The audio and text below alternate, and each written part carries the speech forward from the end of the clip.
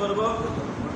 আমরা বর্তমান সমাজে বর্তমান সময়ে প্রত্যেক মসজিদগুলো দেখা যায় ইমাম মর্যাদার সম্মানই থাকে না, থাকে বলে সম্মান থাকে। মানুষ মনে করে যে টাকাতে রেখেছে বলে কিনা গোলাম হয়ে গেছে, আল্লাহর ঘরের ইমাম হয় আল্লাহর পক্ষ থেকে। এবং এই দুইজন ব্যক্তি যদি এই মহল্লার মানুষকে সাক্ষী না দেয়, ভালো উপস্থাপন না করে, বুঝতে হবে ওই ব্যক্তির কপাল পোড়া। যাকে আপনি ইমাম মানবেন সে আপনার নেতা।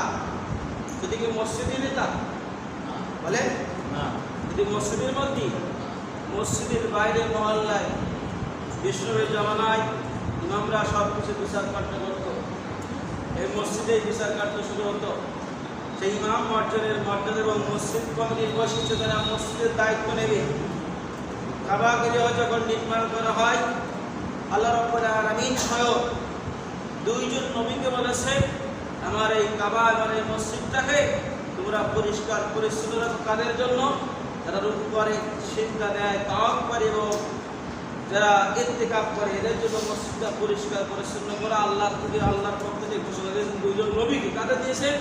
দুইজন নবীকে দিয়েছে। প্রথমে আসবো আমরা মুয়াজ্জিনের যে মর্যাদা।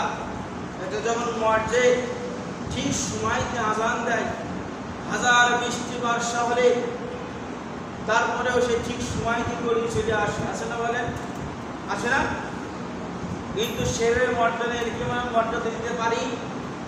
অনেকে পেছনে নিন্দা করে, মুয়াজ্জিন হয়েছে বলে অনেকে মূল্যায়ন করতে চায় না, আসে না বলেন?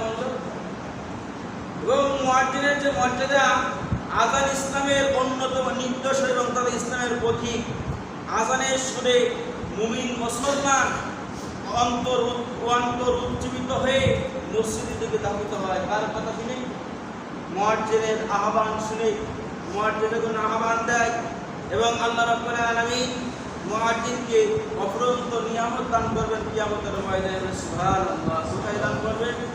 কিয়ামতের ময়দানে আল্লাহ রাব্বুল আলামিন মুয়াজ্জিনকে অফুরন্ত, যার কোনো শেষ নেই, সেই নিয়ামত আল্লাহ তাআলা দান করবে। এবং প্রথম নম্বর যে পয়েন্ট মুয়াজ্জিনের মর্যাদা, মুয়াজ্জিনের বেশি মর্যাদাবান হবে। মুয়াজ্জিন যে হবে সবচাইতে সে মর্যাদাবান হবে কিয়ামতের ময়দানে। সুবহানাল্লাহ, মনে হবে যেদিন কোটি কোটি লোক থাকবে, সবার মধ্যে সবচাইতে মর্যাদাবান হবে মুয়াজ্জিন। সুবহানাল্লাহ।